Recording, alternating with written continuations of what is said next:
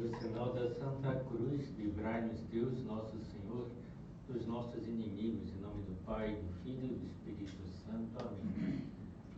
Meu Senhor e meu Deus, creio firmemente que estás aqui, que me vês, que me ouves.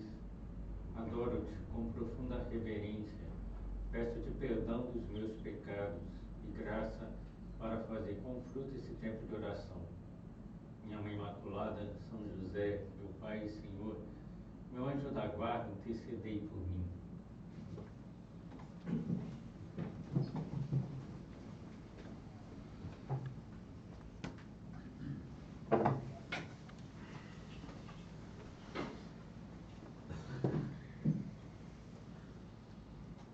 Na primeira meditação desse recolhimento, contemplamos a ressurreição como fundamento da nossa fé, da nossa esperança. Vimos que Cristo vive, que venceu a morte, e que a nossa vida se apoia plenamente nisso, em Deus. Mas agora queremos dar um passo a mais, não apenas compreender o que a ressurreição significa, mas deixar que ela influencie toda a nossa vida concreta, diária. E o Evangelho da Páscoa não é apenas uma verdade para acreditar, mas é encontro com Cristo ressuscitado, é para se viver. E pelos Evangelhos nós percebemos que esse encontro com Cristo, que os apóstolos tiveram com Jesus ressuscitado, acontece em um lugar muito concreto, o cenáculo, um espaço fechado, com portas trancadas, com homens frágeis, inseguros, ainda marcados por tudo que tinha acontecido, pela morte dolorosa de Cristo na cruz. E exatamente aí onde Cristo ressuscitado entra, né? No cenáculo fechado, no cenáculo cheio de pessoas tristes, inseguras, feridas, cabisbaixas, decepcionadas, incrédulas. E penso que essa cena ainda é atual. Também nós temos os nossos cenáculos interiores, lugares onde nos fechamos, onde nos protegemos, onde carregamos medos, inseguranças, feridas. E é aí justamente onde Cristo quer entrar. Não quando está tudo resolvido, mas na realidade, tal como ela é. E recordemos que o Papa Leão dizia, né, que Jesus não vem para acusar, mas para restabelecer a comunhão, oferecendo a paz, abrindo um caminho novo, de abertura a Deus, de abertura aos outros, de otimismo, de segurança no amor, de fé, de esperança, de confiança em Deus. E nessa meditação queremos contemplar o que acontece quando Cristo entra na nossa vida. O que ele faz no coração humano? É como ele cura, reconcilia, transforma, depois como nos envia como testemunha da ressurreição. E podemos pedir a Deus essa graça de não permanecer fechados, não resistir à sua presença gloriosa, mas deixar que ele entre em nossos corações, que renove tudo. O próprio Jesus dizia: eis que faço nova todas as coisas. Que entre no nosso coração e transforme nosso coração, que tire um coração de pedra e dê um coração de carne, um coração novo.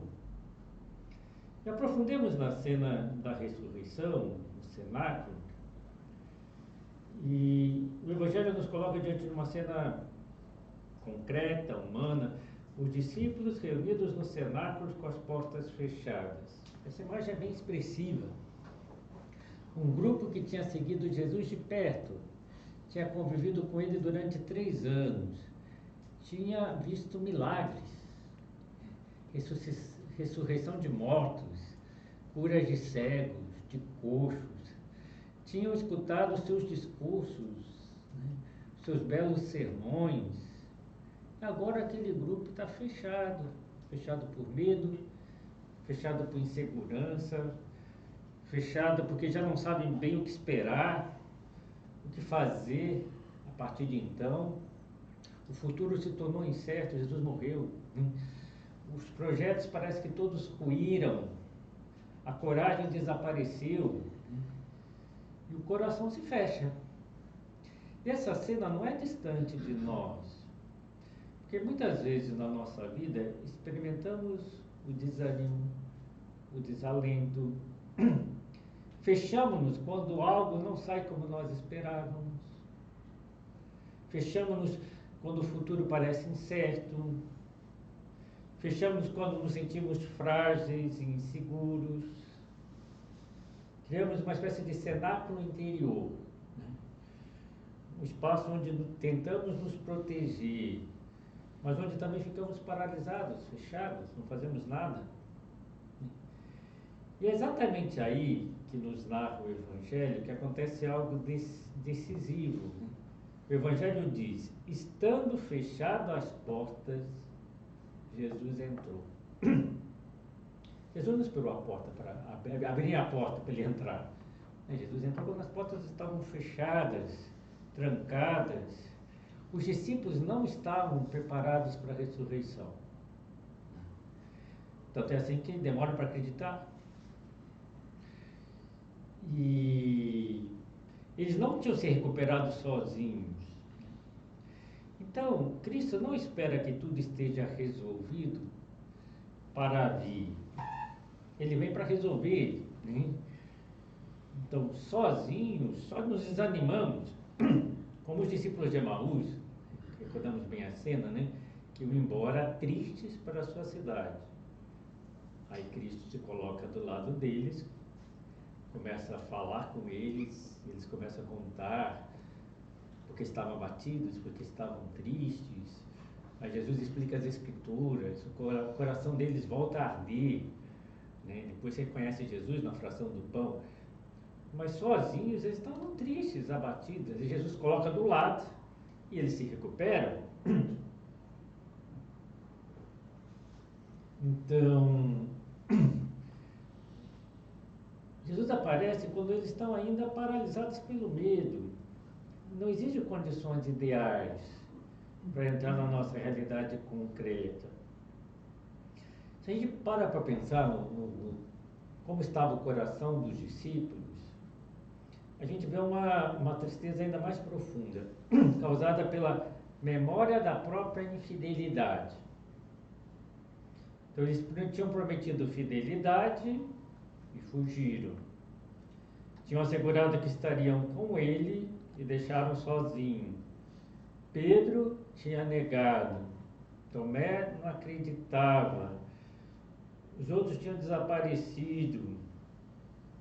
E ninguém precisava falar disso, porque estava muito presente dentro do coração deles. A culpa tem uma força silenciosa, pesa, né? Ela grita por si só e paralisa interiormente. Quando nós estamos com a consciência pesada, às vezes ficamos quietos, mudos, porque isso pesa na nossa consciência, fechamos o coração.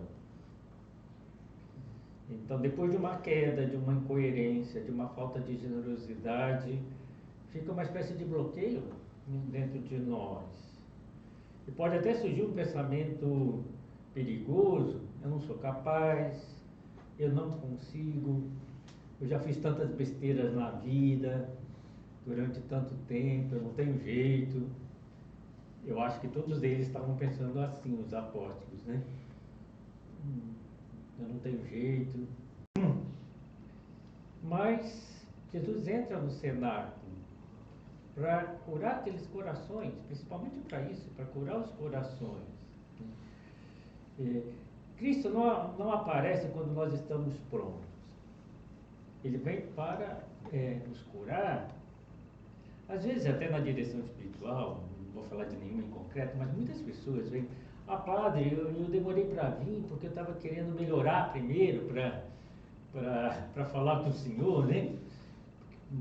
Aí eu falei: eu devia ter vindo antes, porque quando as coisas não estão bem, que a gente precisa falar com o sacerdote, né? E se demorou tanto tempo, né? Poderia ter diminuído esse tempo de recuperação se tivesse vindo falar. né? Então a pessoa espera uma melhora para que Deus entre na vida. Não, Deus tem que entrar para melhorar as coisas, né?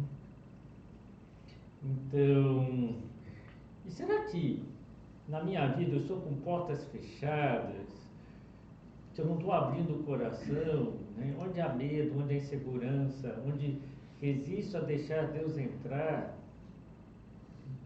Se eu abro a porta, ou ao menos não resisto à entrada e à presença de Cristo ressuscitado. Então, Cristo não espera estarmos melhor, né? Então, Ele vem melhorar as coisas. Não espera que resolvamos as coisas sozinhos. Ele é quem resolve tudo. Não espera que nos sintamos melhor antes dele agir, né? Então, temos que deixar Cristo entrar. Veja, se pensamos no cenáculo, só muda o interior do cenáculo, porque por fora continua tudo igual. Os sacerdotes judeus vão continuar perseguindo a doutrina de Cristo e os apóstolos. Os judeus, a grande maioria, não acreditou em Cristo. Então, o que mudou? Mudou muito, né? Porque quando Cristo aparece, depois vem Pentecostes ainda, eles saem pregando, abrem as portas, né? Mas não mudou nada exteriormente, mudou o coração deles. Eles tinham essa alegria de ter estado com Cristo vivo. Então o medo começou a ceder, porque Jesus tinha vencido o pecado, tinha vencido a morte. Então eles ficam confiantes. Então nada mudou exteriormente, né? Os judeus e os fariseus continuam atacando a doutrina de Cristo, os seus seguidores, né? Mas começou a mudar por dentro, né? Porque Cristo vem curar. Então, a vida cristã não consiste em nunca cair, mas em não permanecer caído. Não consiste em não errar, mas em saber recomeçar. Deus não nos prende num passado, mas abre um futuro maravilhoso de filhos de Deus. E nós o que precisamos, dar um passo importante, aceitar recomeçar, sem se justificar, sem se fechar, sem se paralisar. E há algo na nossa vida que ainda nos impede de recomeçar, alguma situação que continua a carregar como um peso, que me impede de voltar para Deus. Será que tem alguma situação que eu não resolvi ainda estender a mão para Deus, para que Ele possa me levantar?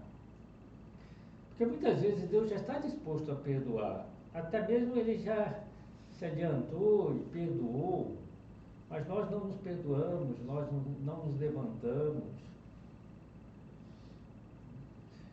E acreditar que Deus nos enche de esperança, Deus quer que a gente se levante. Gostaria de agora focar numa cena bem concreta, quando Jesus ressuscita, mas aí já no próximo domingo, chamado Domingo da Misericórdia hoje em dia, né? Segundo domingo da Páscoa, em que Jesus vai mostrar as suas mãos e o seu lado, né? Então Jesus mostra as feridas. É um detalhe que pode passar despercebido, mas que tem uma profundidade enorme. Porque poderíamos imaginar que Jesus, ao ressuscitar, deixaria para trás tudo que foi dor, humilhação, sofrimento. Ele poderia aparecer sem os cravos, sem os buracos na mão, sem o lado aberto. Mas ele aparece com os cravos, os buracos, né, os cravos, com o lado aberto. E as feridas permaneceram. Isso é importante. O ressuscitado não aparece sem história. Não aparece como alguém que esqueceu o que viveu, mas que agora está glorioso, e que quem está glorioso foi o mesmo que foi crucificado. As marcas da paixão continuam visíveis, mas já não têm o mesmo significado. Já não são sinal de derrota, já não são sinal de sofrimento, e passam a ser sinal de amor. são as provas de que Jesus foi até o fim por amor de nós, que ele morreu crucificado por amor de nós, que não recuou diante da dor, que nos amou mesmo quando foi rejeitado. E veja, o Evangelho diz: os discípulos ficaram cheios de alegria ao verem o Senhor, e viam o Senhor com as chagas. Por que Jesus não mostra chagas e dó? Foi culpa de vocês. Não faz isso. Não há ressentimento, não há reprovação, não há cobrança. Mas, de certa forma, Jesus está falando: por vocês eu sofri tudo isso, por amor de vocês. Não para nos acusar, para manifestar que o amor de Deus é mais forte do que qualquer infidelidade. Que Ele está disposto a perdoar qualquer coisa. E isso tem consequência para nós. Também nós temos as feridas do passado. Acho que todos nós temos alguma ferida do passado. Ferida causada pelos outros, algumas vezes. Ferida causada por nós mesmos, pelas nossas falhas, pelos nossos defeitos. E podemos olhar para essas feridas com peso, com vergonha, com tristeza. Podemos tentar esconder as nossas chagas, as nossas feridas.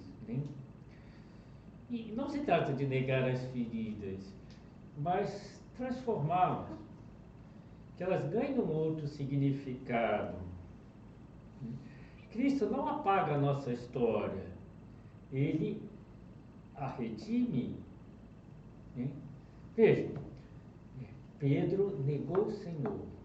Depois Jesus deu chance para ele reafirmar o amor: tu me amas, E ele reafirma o amor. Mas aquela negação, com o passar do tempo, foi para Pedro o momento da sua humilhação e da sua humildade. Antes Pedro confiava muito em si mesmo. Aí depois, quando Jesus pergunta: tu me amas? Ele não fala já: eu te amo mais que todo mundo. Se fosse antes, ele falaria. O que ele diz? Senhor, tu sabes tudo, tu sabes que eu te amo. O que Pedro está dizendo? Eu não confio mais em mim, você sabe que eu te neguei. Mas eu te amo, e o Senhor sabe que eu te amo. Então aquela negação foi uma lição para Pedro. A incredulidade de Tomé, agora a gente não olha para ela como uma cena bonita. Não a incredulidade, mas que Jesus tenha aparecido, que Tomé tenha colocado o dedo nas chagas, a mão no lado aberto, e tenha feito aquele ato maravilhoso de fé: meu Senhor e meu Deus. Então a credulidade de Tomé, hoje em dia, a gente olha como algo que foi importante para ele, porque ele aprendeu a acreditar, não duvidar mais. As feridas permanecem, mas deixam de ser um lugar de acusação e tornam-se um lugar de encontro com a graça. Ali Deus, naquela minha infidelidade, Ele me tocou, Ele me curou. Como Deus é bom. Deus tocou as minhas feridas, já as curou, já não sangram mais. As cicatrizes ficaram, mas não sangram mais. Então, como eu olho para a minha própria história, com peso, com vergonha, com resistência, ou à luz do amor de Deus? São José Maria, às vezes, falando do Opus Dei, da sua vida, dizia: é uma história das misericórdias de Deus, a minha vida. É bonito isso, o Papa Francisco falava muito disso, Tendo misericórdia de mim, me escolhendo, era o lema do Papa Francisco, todo mundo lembra. Então, ele teve misericórdia de mim, e me escolheu, mesmo assim. Então, Cristo vem dar um sentido novo ao nosso passado. Bem, e quando Cristo ressuscita, o que ele diz? A primeira frase, aliás, foi a primeira frase também do Papa Leão, A paz esteja convosco.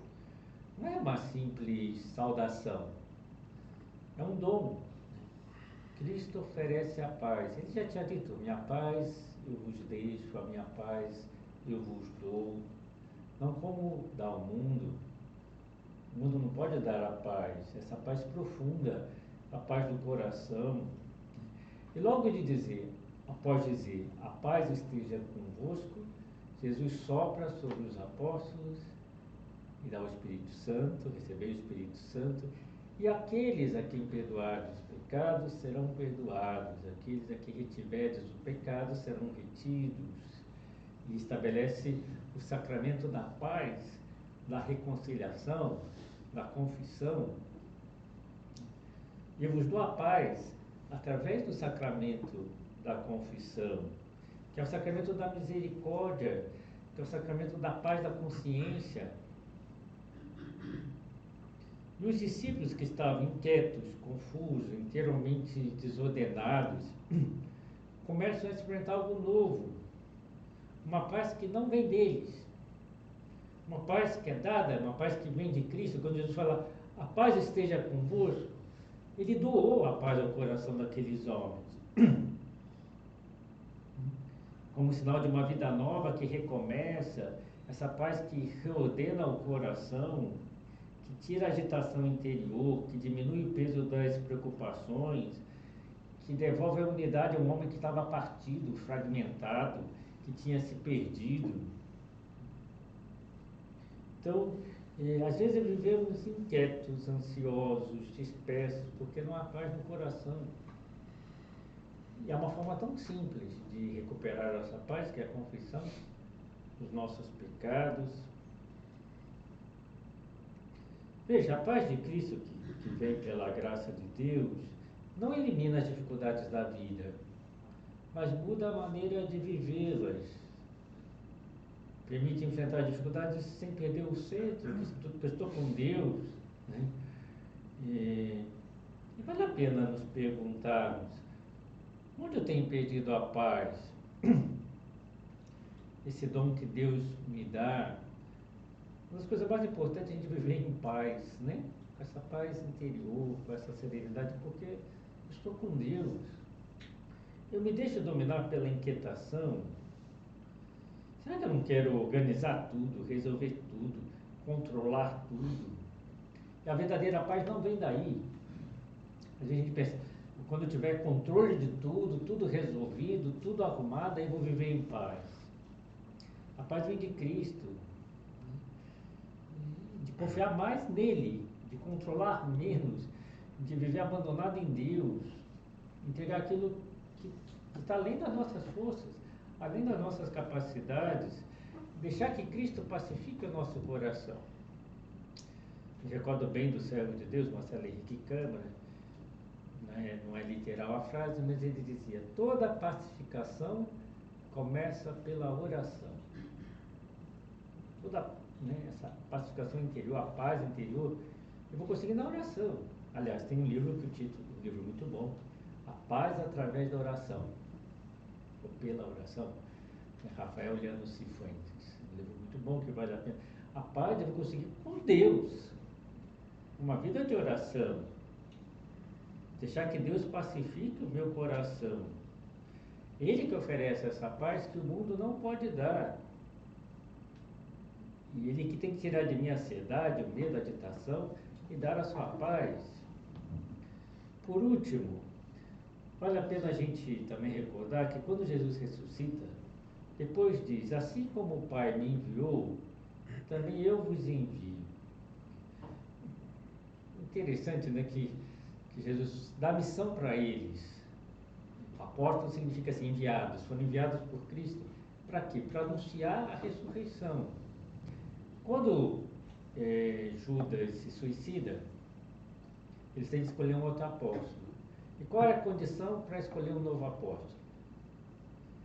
Que tivesse sido testemunha da ressurreição de Cristo. Porque isso mudava tudo. Né? Se eu sei que Cristo ressuscitou, que Cristo está vivo, que Cristo é Deus, então eu posso ser um apóstolo, senão eu não vou ser um apóstolo. Porque se eu vi Cristo ressuscitado, experimentei essa alegria, eu quero comunicar essa alegria aos outros. Eu não posso guardar só para mim. Então o cristão é uma pessoa que anuncia a Cristo. lembrando do servo de Deus Marcelo Henrique, uma vez na faculdade, eu acho que estava num barzinho da faculdade, uma cantina, né?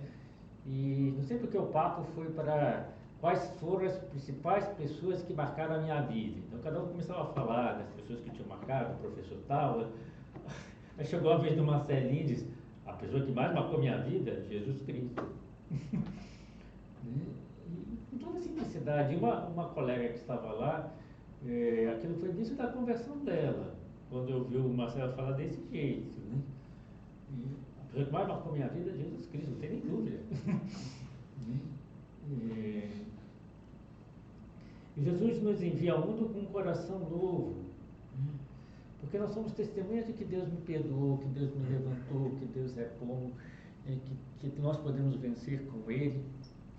Pedimos a Nossa Senhora que nos ajude a viver com essa confiança em Deus, de viver como quem sabe que Cristo está vivo e que quem quer levar também aos outros essa alegria de Cristo ressuscitado.